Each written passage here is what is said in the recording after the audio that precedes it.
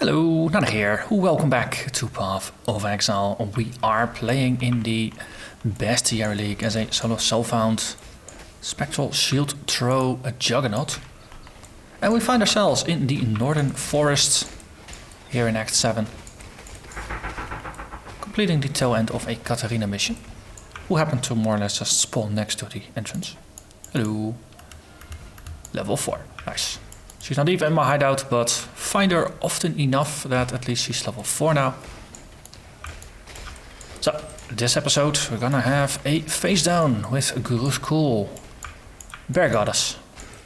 And I suspect we won't be able to capture her, and I just realized belatedly that yellow mob I could have captured. Stupid Exile.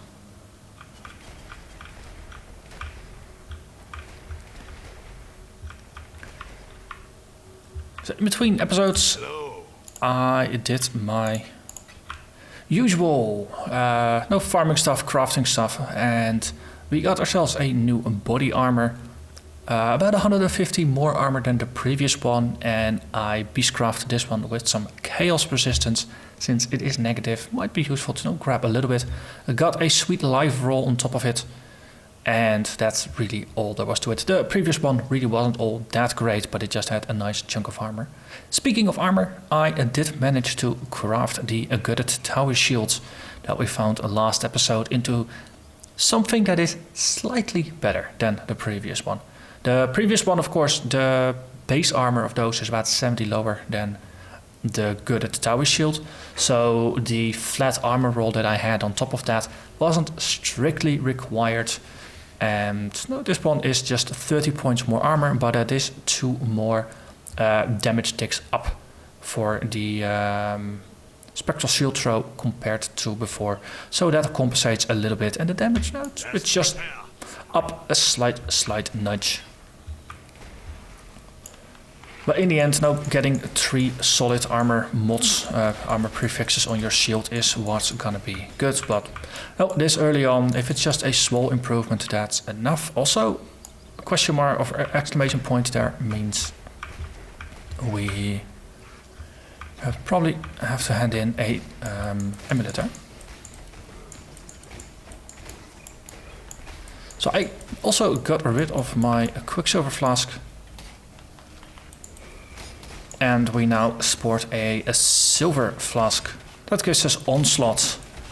So that is 20% increased movement, attack and cast speed as long as the effect is up. And it took me quite some orbs of alteration, but I did manage to get a 25% reduced charge use. I think 23 or 24 or 25 is what you want to get it to 30 charges. I had a roll of 22 before, and that was not sufficient, because then it tries to use 31 out of 60 charges. And of course that means you only have a single sip rather than 2 sips. Oh, hello Ursa. I just spotted that one in time. Oh, hello everything here. You are not a beastie, but we will kill you. Nonetheless. Wailing Essence of Anguish. Tier 4, that's decent.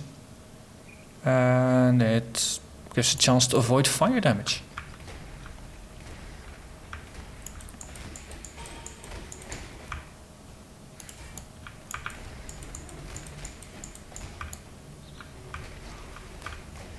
Funny enough, I think the chance to avoid is technically part of the mitigation phase rather than the hitting phase, so it still counts as a hit even though the damage is all reduced to 0. So if you have a build that depends on not getting hit, but you don't want to take the damage, then those kinds of effects might actually be worth looking into. Detonates nearby corpses. I don't think I like that. Stream of monsters. I do like that. And increased quantity. That means more currency out of the box. Okay, let's hide this. And then murder all the things. And the totem can play whack-a-mole. Pretty well. Of immense power. Lots of stuff came out. Alchemy, that's always nice. I've heard they are relatively rare though. Probably the patches should have fixed that a little bit.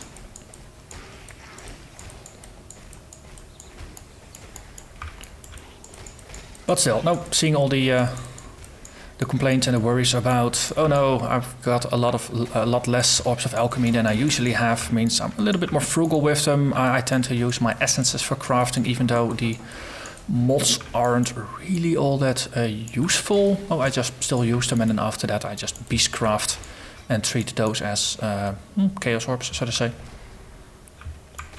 Just so I can keep my alks for mapping later on. Well, could be now by the time I get there that everything is just hunky-dory. And I've been saving them up for nothing. But we'll see about that when we get there.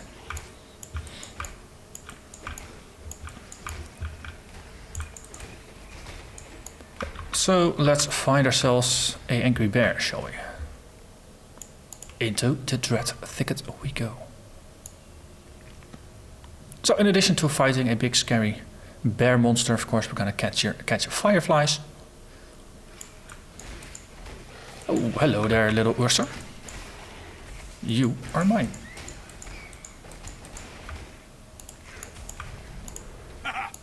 You are captured, stupid beast.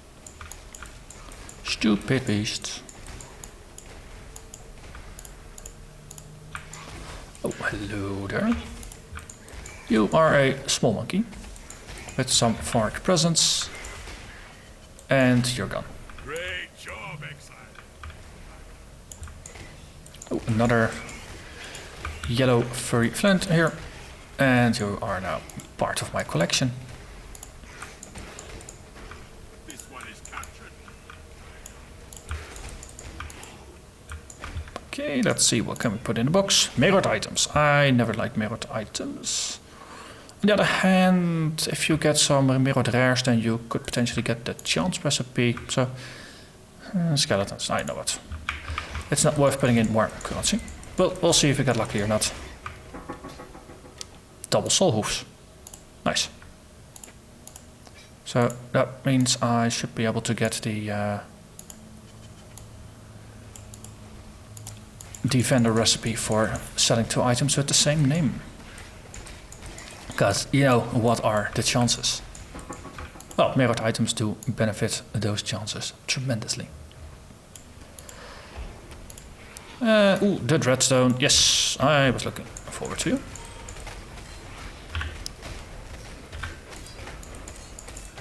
And you are gone. And it is checked off of the list of things to murder ice. Reinforced nets, that's still the current tier. So getting relatively full on items. I think I can... Oh, I still have space for fireflies.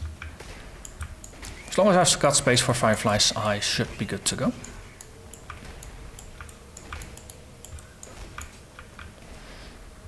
So there's one kind of red mob I haven't seen yet. And that is the legendary monkey chieftains. The ferric chieftains. And those are the ones you need in order to create a random unique claw. And now that's... No, I am past level 46. Actually, I've been past level 46 for a while. I am able to use a advancing fortress claw if I ever get my hands on one. Most leagues, I end up with 2 or 3 of the things. So it is relatively common, but of course, that's usually the leagues where I don't really care about getting one or want one for the build. So that's when they drop, because that's how luck works, right? If you play a summoner, you never find summoner items, then the character after that, all you get is summoner items. That's... No, RNG. It's always conspiring against you. So if I want to, let's say, alter my luck a little bit, then using the beast crafting to craft myself a unique claw is probably going to be one of the more reliable strategies. Okay, corrupted side area. I think I'm just going to empty my pockets then. Hello. Let's see. Dex int. That is the amulet for me. And then... I know what, I'll just sell stuff. So I've been relatively low on transmutes again, so I'm just gonna sell all the rares I don't particularly care about. And indeed, no, I got a chance recipe for selling 2 items that have the same name. And how good is this? Dex, int, accuracy, cast speed. Not really all that great. Especially if you compare it with the Karui ward, which is actually a pretty solid item. And indeed, that's my first orb of chance from a recipe. So life is pretty good. Oh, checking off achievements left and right. Okay, gotta stack up all them fireflies. So I got 5, I need 2 more. That nicely pads that out. But first, 1 dreadful thicket with monsters with increased damage in the Vaal side area. And potentially more beasties. Well, yellow. Oh, it's another spider. I've been getting a lot of spiders lately.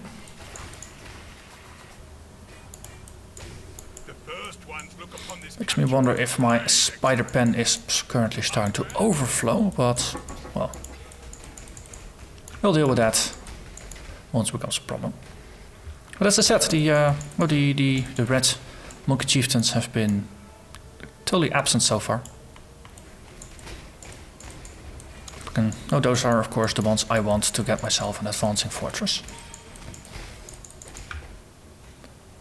I mean, it's not strictly required, it's just more of a small bonus, a small improvement.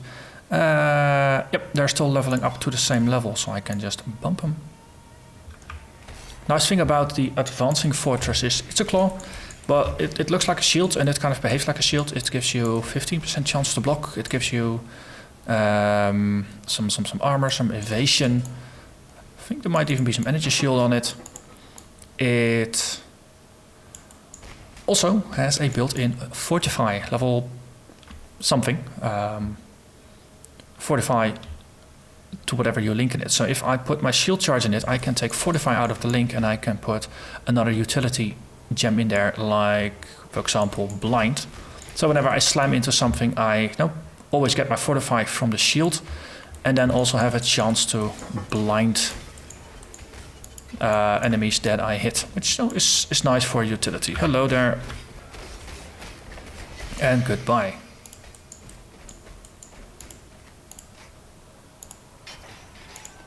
Okay.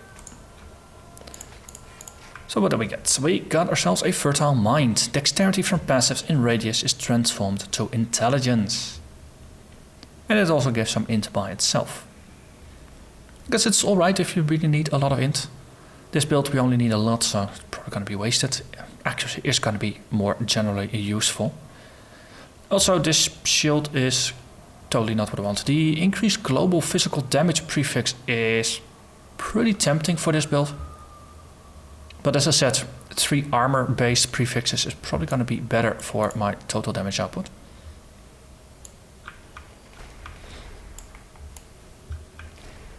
Okay. Looking for more fireflies. Oh, hello there. Large number of little apes. Still, one of those very nice things about this build is that you have such a large number of projectiles that dealing with groups of enemies is actually really solid. Now, of course, that's the direct counterpart is that once we hit maps, map bosses are probably gonna take a bit more time than you would with a build that actually has a really solid single target damage. Okay, I think this counts to 7 fireflies, and indeed that is the number I need. And then the Den of Despair. This is, I think this is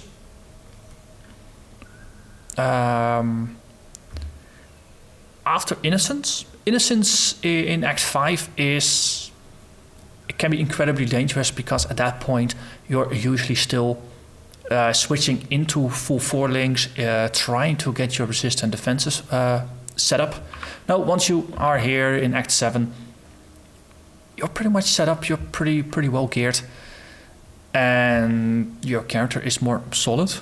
But Gruthkul is particularly nasty and can do a lot of damage even to characters that are relatively tanky. So let's see how we deal with this one. Also, I realize I actually should have done the cruel lab before this, no, just to get myself a bit of a leg up. So we'll be at a slight disadvantage, but it's gonna be fun nonetheless. So let's do this. Hello, scary smoky beast.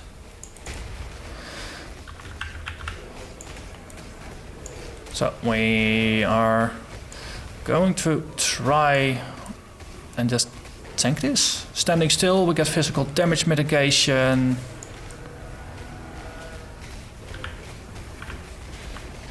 Got some blind going. I have my lightning traps, which no, a shocking ground increases damage taken by a little bit. And managed to tank through this relatively well. This could have gone a lot worse. Thus, I release you from Being several levels overleveled does help, and being relatively well geared as well. the tragedy is. So what did we get from Gruthkul? 1% additional physical damage reduction for each hit you've taken recently, up to a maximum of 5. So this build, ideally we want to be taking quite a bit of hits. That's also what the Ascendancy power is going to be all about, so getting hit by physical damage. So I get some life regen going, getting hit gives me endurance charges, a lot of good stuff.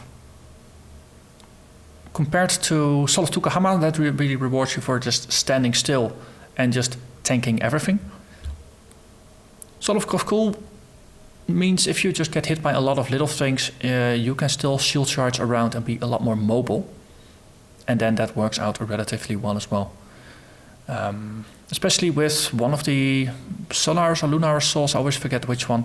No, rewards you for being surrounded by multiple mobs. Kind of works rather well with the Soul of Gruthkul, which is rewards you for just getting those pinpricks of damage in on yourself.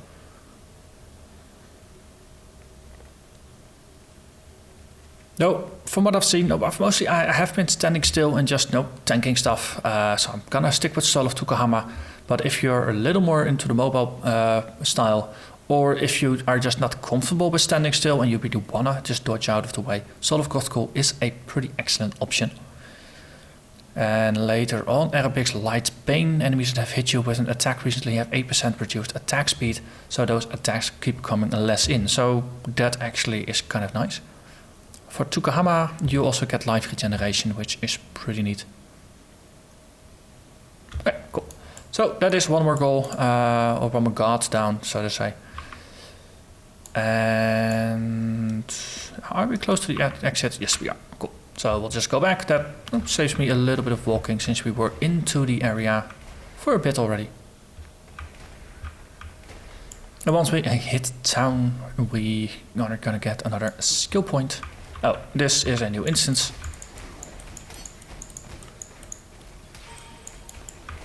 Okay. I think there was a unique devourer here now, rather than a unique snake that you have in the Act 2 version of the area. But I've been shuffling around a bit, so we'll just have to see. Also, host Adder. I haven't captured you yet. Now I have.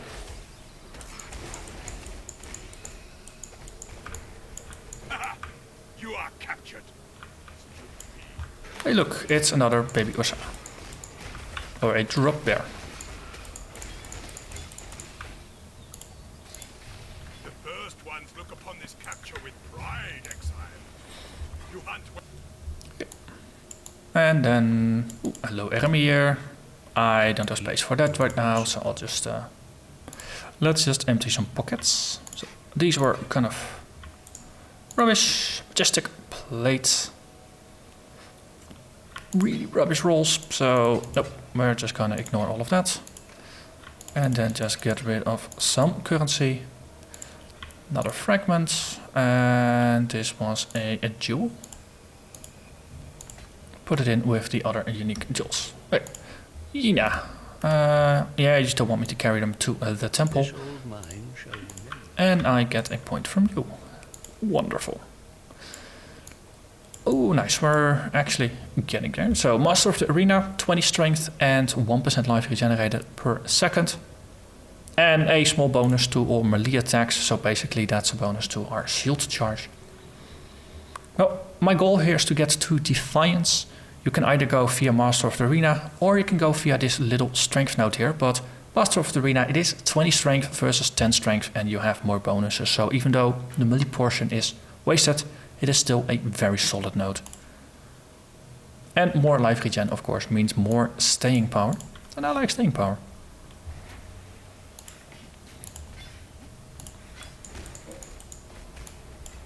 Oh, I want to grab that net. Warrior. Hello, Haku. You know what? I'm actually going to ignore you here. Because we still have plenty of things to do. And I've already been distracted a lot by all the little interesting things here.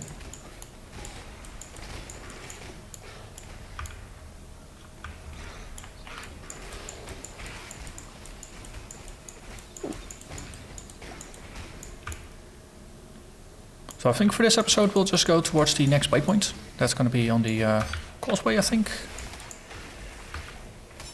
Aha, captured the stupid beast.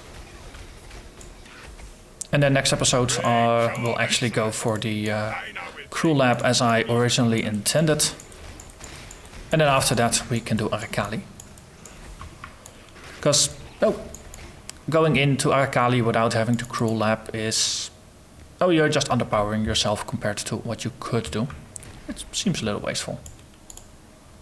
So the causeway waypoint, it used to be near the end, now it's more or less the halfway point. So actually ending your play session here could be a little confusing. But I think if you just keep going to the top afterwards, chances are you'll actually end up in the city. But if you got a weird layout and the direction is reversed, then of course you might end up running back towards the start. Not entirely sure about that.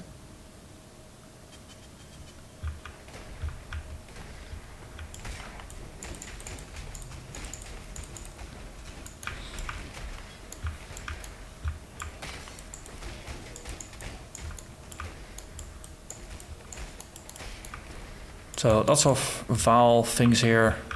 Not really a lot of beasties.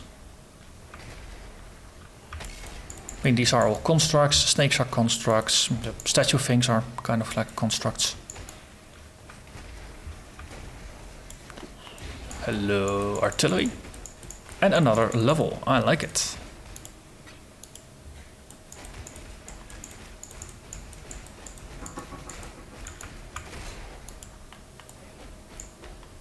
So, generating quite some things here, so even with the Onslaught and all the bonuses, now we get about 9,500 TPS up from a base of around 4,000. So we can nearly double the damage if all the stars align and all the bonuses trigger. But as I said before, you really shouldn't count on all those bonuses. It's only the things that you could reliably cast, let's say 20 times in a row. That's part of the core build and everything else is just a bonus or distraction. Depending on how reliable it is. Ooh, this is going to be a nice damage upgrade. 5,600 at rest. Comes 5,800 at rest. Let's increase physical damage, and then of course Defiance is going to be damage some defenses from a shield and additional block chance.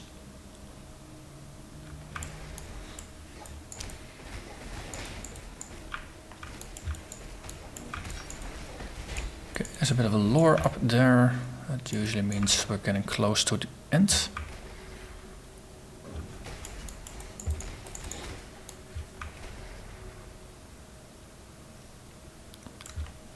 Okay. Well, maps like these with the broken bridges and things, I'm always happy that I have got a skill like Flame Dash to just do short range teleports.